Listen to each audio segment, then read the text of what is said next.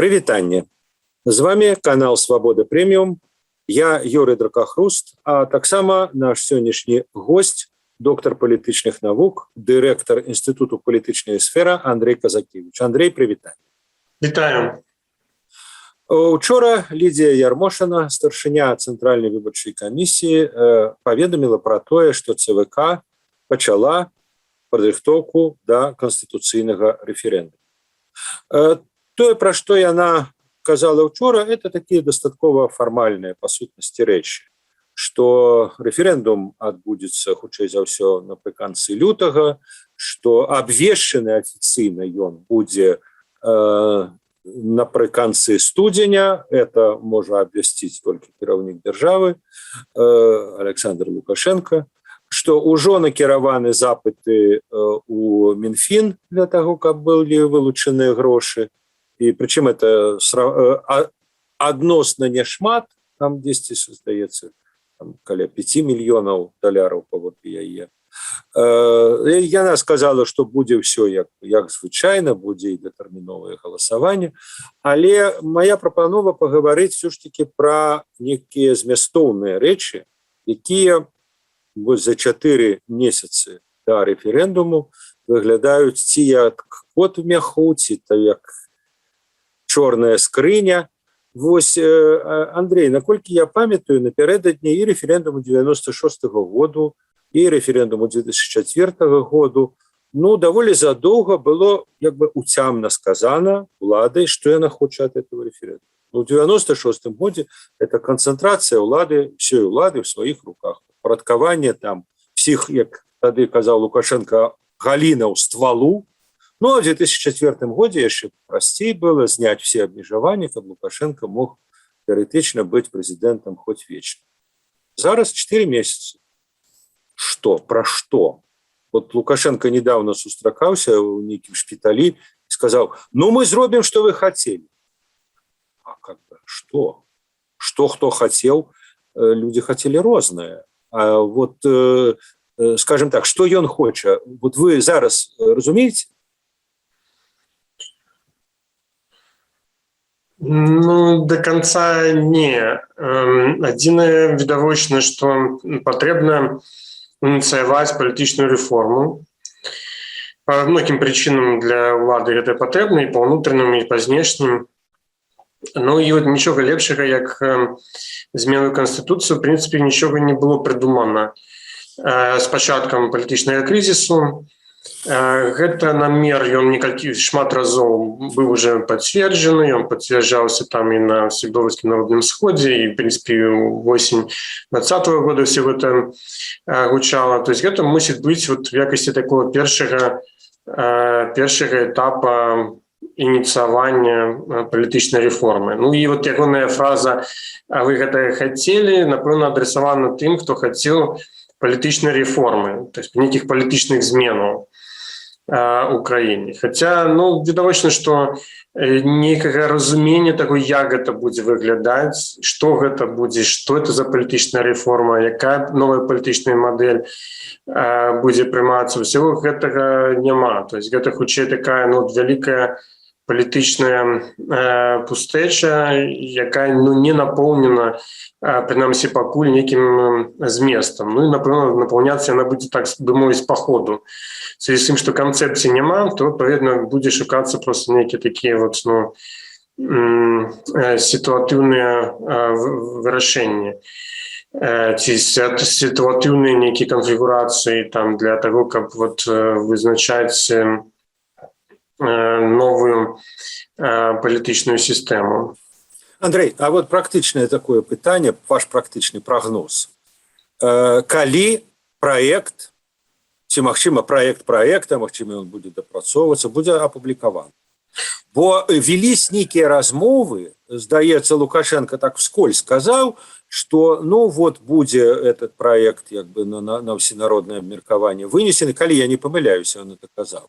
Казаў, што восень будзе вынесена. А калі восень ужо як бы сканчаецца апошні. То есть, ці чакаеце вы, што там, не ведаю, заўтра праз тыдзень, праз 2 тыдні, все уже будзе надрукавана, в газетах, і як бы мы будем, ну, хотя б прыкладна ведаць, пра што ідзецца.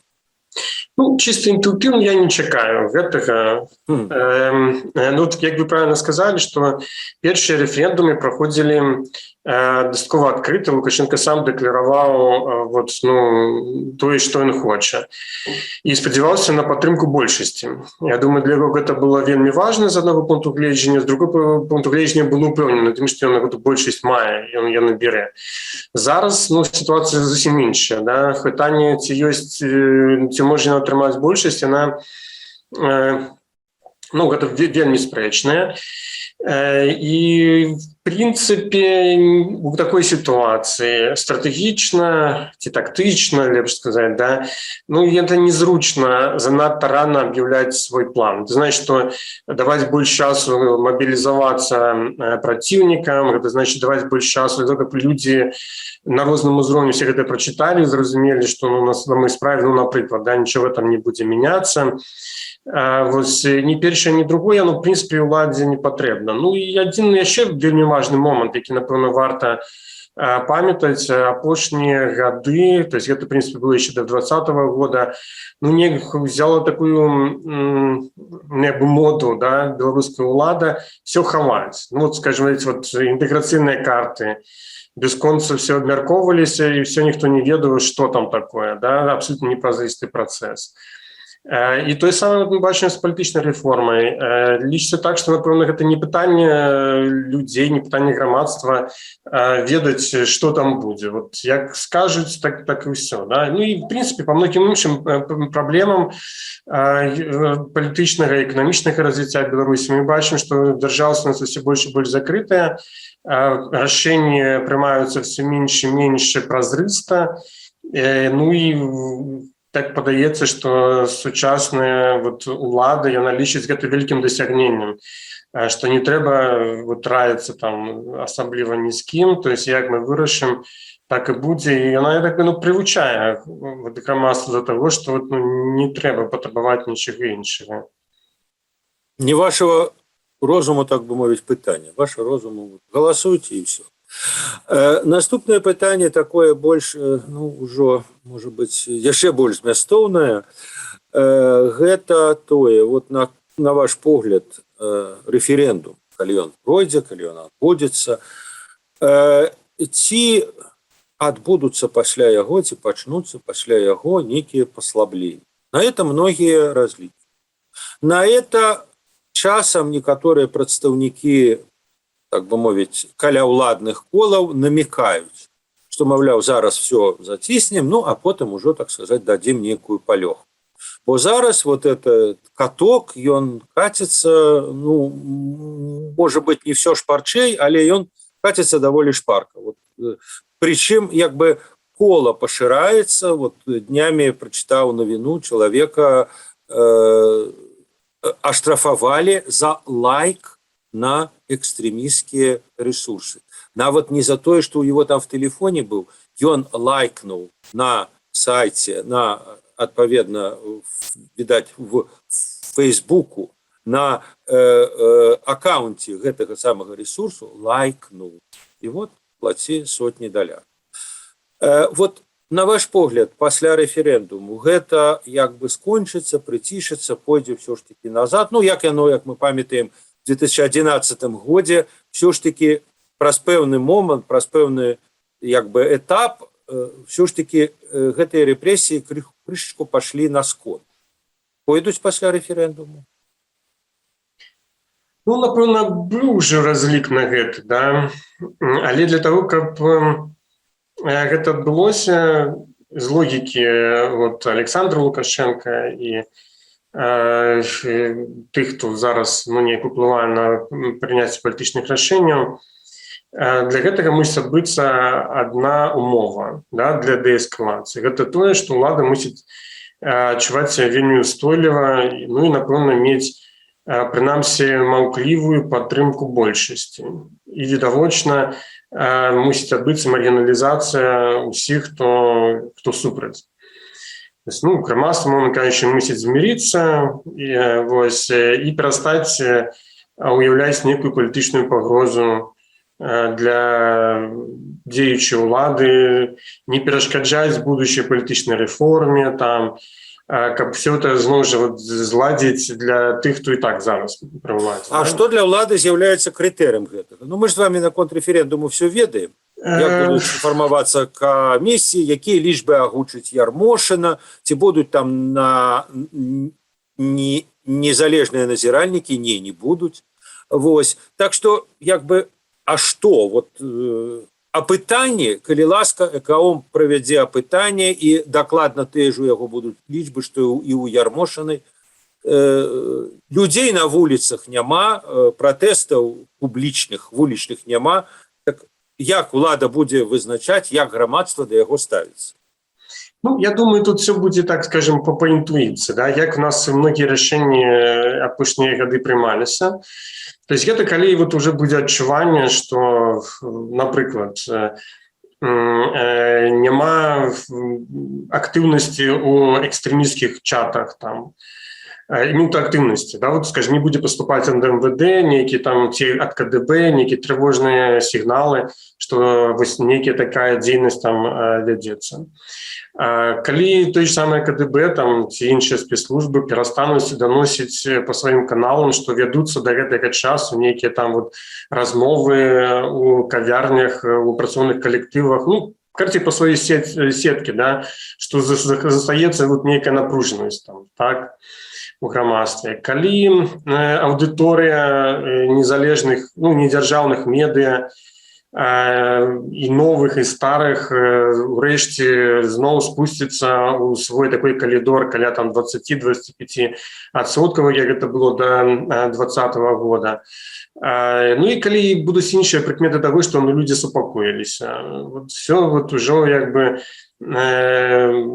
все як бы окей, да, і калі не будзе там... А тады у меня все равно есть пытанне, ведаеце, а чаму, ну, разважаючы не з вашай зразумелай логікі, а з логікі ўлады. Ну, нават калі супакоілася, а чаму Карпянко, Азарёных павінны супакойвацца? З чаго? Ну, калі выстроиваецца, умоўна кажучы, сістэма, як пры Сталіне, пра што тут, вот, так сказать, гучаць галасы, што, маўляў, вы яшчэ прыгадайце мяккасць Сталіна. Калі, скажем, канцэпт такі ва ўлады, зразумела, а не ў Азарёных, то чаму не? В этом смысле товарищ Сталин кампанию за кампанией проводил незалежно от настроев. Вот. Так может быть, ну, мало ли что супокоились. Так, а порядок... Так. Все, вот, ну, але... Не, все правильно. Але есть силы, да, якія, конечно, супраць такого сцэнару, для якіх любая дээскалацыя – гэта значит страта палітычнага ўплыву. Да? Ну, скажем, той же самый там Азарёнак, той самый людзі з МВД, якія рабілі стаўку і шмат што атрымалі ў выніку эскалацыі. Яны, конечно, будуць знаходзіць новых ворагаў, яны будуць паказваць, што ўсё яшчэ не скончана, што асноўныя бітвы наперадзе, для того, каб, скажем, ну, гэта сітуацыя, яна падагравалася. Шмат у чым такая эскалацыя выгодная, умовно кажучи, да, многим проросійським силам, тому що відавочно яна пагаршае стасункі з Захадам, адпаведна адкрывае больше магчымасці для прасоўвання нейкай такой расійскай повесткі, ну, прынамсі, у палітыкі памяці, у пытаннях ідэнтычнасці, як мы гэта зараз бачым, да, яны так дастаткова мабілізаваныя для реалізацыі таких планаў, ну і так далей. Конечно, ёсць многія людзі, якія на гэта будуць рабіць стаўку. Ну, але ўжо якім чынам баланс тых, хто хоча супакайнення, гэта эканамічны блок, гэта, конечно, многія тыя, хто просто хоча, ну, нормально там спакойна працаваць у дзяржаўным апараце, тых, хто не бачыць асаблівай, скажем, ну, тых, хто, в прынцыпе, губляе шмат фінансаў у гэтай сітуацыі, з тым, што бізнес-клімат пагаршаецца магчымасці супрацоўніцтва з Захадам, многія все-таки ад гэтага, ну, маюць свае доходы.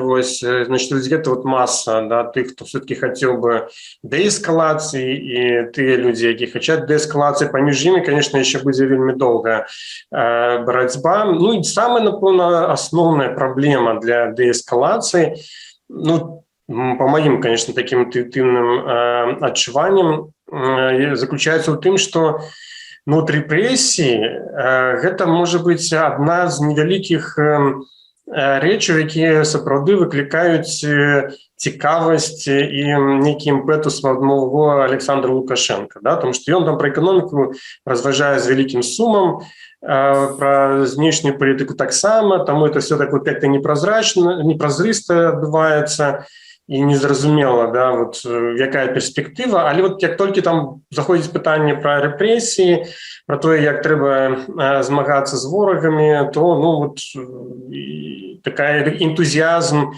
і нават нейкі такі блеск в глазах ён з'яўляецца. На такім фоне, конечно, заўсёды тыя, хто будуць прасоўваць гэту вот повестку рэпрэсію, будуць у выйгрышы. Вось. Ну і скончыцца гэта, напэўна, калі, скажем, зноў жа не зменяцца нейкія ўводныя, тут, да, нейкі кантэкст, эканамічны крызіс там ці яшчэ што-небудзь, тое, што вот зробіць, паставіць нейкі новыя выклікі для сістэмы, да, вось, то скончыцца это можа быць тады, калі ўжо неяк стоміцца вот все там ад гэтага, ці зноў жа сістэма пачне здаваць збой, да, і ўнутраныя ці нейкія іншыя. Андрей, але вот з вашага адказу, як бы в вашем отказе на это пытанне референдуму няма. То есть я так зразумеў, что с вашего пункту гледжання референдум может стать такой кропкой формальной, а может и не стать. То есть само по себе, что вот Лукашенко провел референдум, Ярмошина ему там написала 80%, и как бы это само по себе, на ваш погляд, не з'яўляецца, вот как бы сигналом, штуршком для того, что все, копить так. Карпянков хай адпачне і азарёна. Не, ніякіх прыкметаў гэтага няма. Наадварот, такое адчуванне, што, в прынцыпе, улады рыхтуюць такой сцэнар, што, па-першае, мне так важна, што там людзі скажуць на гэтым рэферэндуме. Сам Лукашенко, в принципе, выказывался в таким духе, что, ведаеце, мы там, конечно, будем пераконваць людзей, але асабліва заганяцца на гэты конт не трэба, да, то есть, вот, як там будзе, так будзе, в принципе, меркаванне гэтых людзей не так важно, это па-першае. А па-другое, что эта стабілізацыя яшчэ можа зацягнуцца на гады, напэўна, да выбараў, уже ў парламент, мясцовыя саветы 23-го года чакаць гэтага не трэба. А потым, хутчэй за ўсё, будзе працаваць такая логіка, навошта нам неяк адпускаць гэта перад выбарамі, это ж новыя рызыкі, давайте, можа быць, уже пасля выбараў, да? Вот, калі уже мы там, окрепнем, калі, можа быць, за нас прагаласуе большасць, тады вот мы неяк уже будем себе по-іншаму адчуваць. Вот. Зноў жа, я не кажу, что так будзе, да, потому что ситуация такая, что яна неустойлівая. Тут есть шмат выклікаў і палітычных, і эканамічных вот для той сістэмы, якая ёсць, і знешнепалітычных. Але вот калі, скажем, сыходзіць з такого пажаданага сцэнару ўлады, то я думаю, что яны разважаюць неяк вот у таких катэгорыях, да, то есть все-таки зараз нешта такое пачынаць, адпускаць вельмі рызыкоўна, калі ты не маеш вот устойлівай большасці. Хотя при гэтым, конечно, самі ўлады нічога не робяць для того, каб нейкую новую большасць для сябе знайсці. Андрей, да. Вот вы уже сказали про выборы 23-го года, это парламентские, мясцовые, так сказать, один день голосования. А вы не верите в то, что после референдуму отбудутся президентские датэрміновыя? Все может быть, да, то есть, что вот я веру, не веру, я ведаю, что это магчыма, да, и по розным причинам может адбыцца. И з таго, што внутренняя палітычная логіка будзе падказваць гэта, магчыма, из-за того, что есть ціск знешнепалітычны, і зноў жа вельмі шмат ёсць чутак, пра якія я не могу не пацвердзіць, да, не абвергнуць, што пазіцыя Кремля можа быць у гэтым заключацца, і ці там было абяцанне Лукашэнка такое нададзена яшчэ ў жніўні, верасні 2020 года. Вот. Таму, конечно, гэтага выключаць нельга. Но але это не тое, што я магу прадказваць, вось это не тое, наконт чаго я маю нейкія інсайты, вот, каб, скажем, сказаць, што вот так вот. Да? Вот, тое, што гэта магчыма, так. Тое, што ўлады будуць супраціўляцца гэтаму, і сам Лукашенко будзе гэтаму супраціўляцца, ну, гэта таксама, я думаю, што факт. А в выпадку, скажем, рокіроўкі, то есть калі, скажем, будзе прадугледжана, ну, пра што гаворыцца, Всебеларускі народны сход, там прэзідыум, ці ў яго старшыня, і як бы ён робіцца, ну, Назарбаевым, скажем, лідарам нацыі, а пры ім ёсць прэзідэнт. Лукашенко казаў даволі супярэчлівыя рэчы, з аднаго боку, што вот у нас будзе моцны этот Всебеларускі сход, а з другого боку, што не, прэзідэнт у нас будзе таксама моцны. Вот, умоўно кажучы, калі ў Канстытуцыі будзе замацавана, скажем, Всебеларускі сход і яго старшыня, это робіць больш імаверным датэрміновыя прэзідэнцкія выбары? Ну, так, але трэба ж будзе глядзець у дэталі. Што будзе прадугледжваць гэта пасада, што яна будзе даваць таму чалавеку, які гэта зойме. Мы ведаем, што збольшага кансэнсус пра тое, што будзе ў гэтай новай версіі Канстытуцыі ёсць, да? У Канстытуцыйнай камісіі, напэўна, і ў іншых колах, якія так ці інакш далучаны да гэтага працэсу. Але вот гэта тое пытанне, па якім няма нічога пакуль што ў нас, да, ніякіх дэталяў. У той версіі, як гэта было прадстаўлена ўлетку, у першай такой версіі, да, зменаў Канстытуцыі, тая версія рабіла статус ВНС максімальна размытым. Потым мы ведаем, што былі заявы Лукашенка і некаторых іншых службовых асобаў пра тое, што трэба перагледзець і все-таки даць гэтаму органу нейкія істотныя паўнамоцтвы. Зрабіць гэта дастаткова складана, калі ты хочаш захаваць прэзідэнцкую рэспубліку, тому што, ну, паўнамоцтвы гэта не нешта такое, што мае, вот, ну, што з'яўляецца безмежным там, да, ці гумавым. Гэта все-таки дастаткова канкрэтныя рэчы. Калі ты перадаеш іх аднаму органу, значыць, забіраеш у іншага. А ў нашай мадэлі ввогуле можна толькі вот забіраць ад прэзідэнта і перадаваць іншым, да, тому што, ну, паўнамоцтвы настолько моцна сканцэнтраваны у адной службовой асобе, што па-іншаму там, ну, нічога асабліва не прыдумаеш.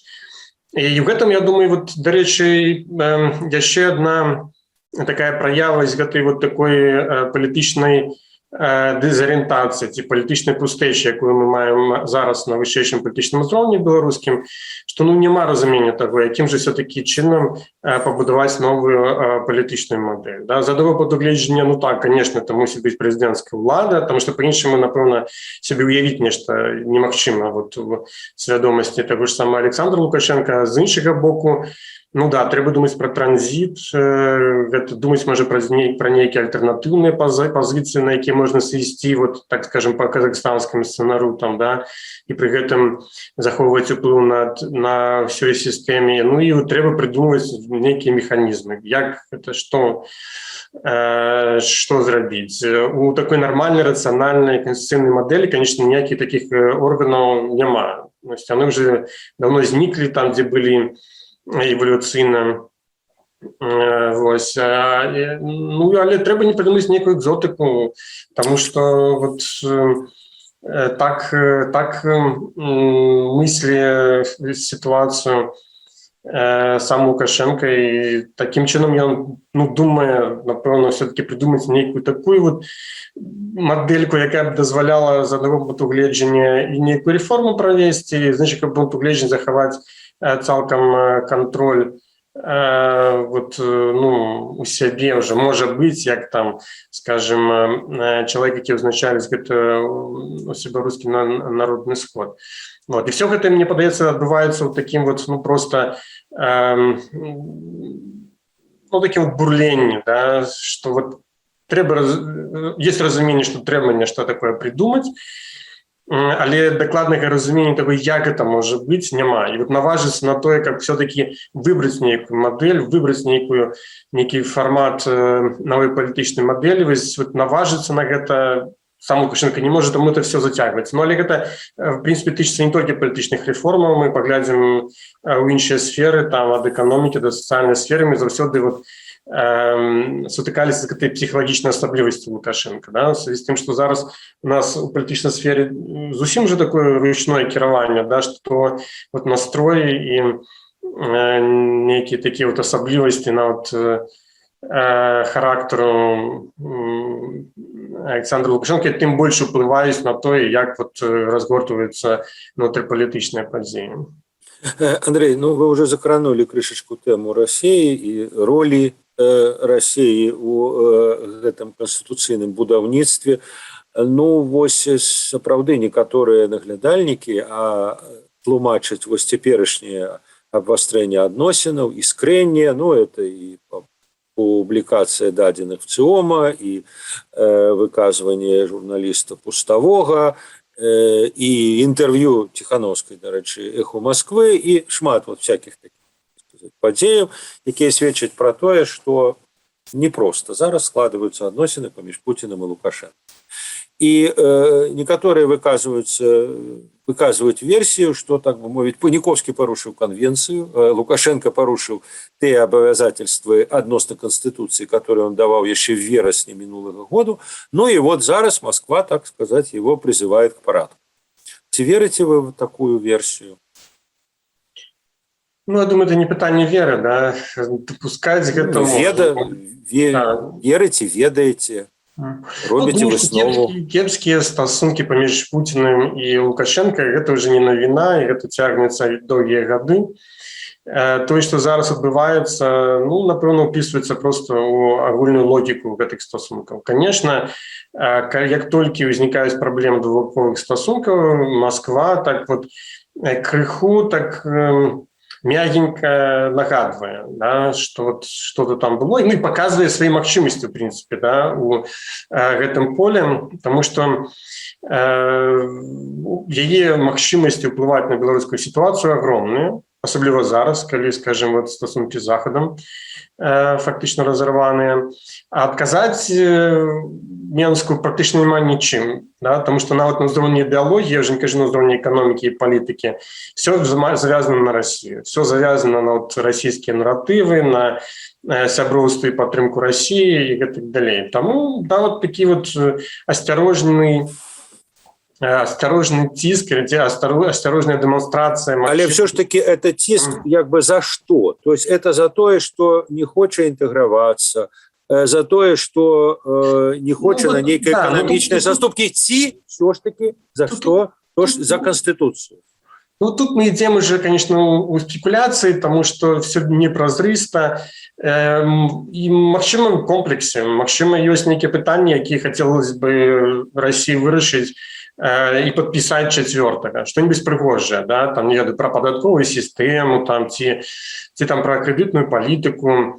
Я не думаю, что там сапраўды абмяркоўваецца нешта судьбоносное, вот там прямо изначальное такое, да, и связано с белорусским суверенитетом. Але, магчыма, некая такая дробязь, якую бы хотелось России продавить, а тут, скажем, нешта все вот не атрымліваецца. Это по-першае. А по-другое, так, магчыма, гэта звязано с тым, что просто есть обовязки Лукашенко провести политическую реформу, магчыма, там нават провести президентские выборы. Ёсць як бы звычайная стратегія, тактика, да, Лукашенко проигноровать это все, да, не так замять, а потом так по факту сказать, что ну все, ну как бы які конституції, яка... Кому я чего обещал? Да, там мало что там еще было, то есть вот, ну и как бы в такой ситуации, вот, да, корисно так вот, ну логично, да, принаймні так, с боку России продемонстрировать, что вот у нас есть там вот такие рычажок, мы зараз так оп-оп-оп, тут крыху натиснем, ну и как бы там просто в тонусе были, да, и не расслаблялись. Ну вот нет, вот не так у меня вот это все выстроивается, такую вот такую логику. Хотя, конечно, может быть, некоторые з гэтых рэчаў, я маю на увазе інтэрв'ю, там выказванні і так далей, ввогуле маюць выпадковы характар і нейкім не звязаны з нейкімі такімі вот вялікімі планамі. Вот что тычыцца Москвы да будучыні да Беларусі. Ну, але зноў жа я паўтару, што калі нават гэта і ёсць такая гульня Москвы ў будучыні да Беларусі, то гэта тычыцца все-таки нейкіх такіх, ну, локальных тэмаў.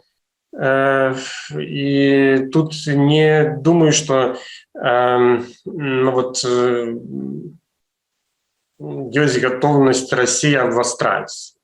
Да? То есть тут я думаю, что есть только некое вот такое жаданне крыху прадысцыплінаваць свайго партнёра. Ясно. Добра, дзякуй вялікі Андрэй. А нашим гледачам я нагадаю, што за тым, як все ж таки будуць разгортвацца падзеі, у тым ліку і з канстытуцыйным рэферэндумам, яны могуць сачыць на YouTube-канале Свабода Прэміум і ў тэлеграме Свабода. Дзякуй, всего найлепшага. Всего найлепшае. Шчасліва.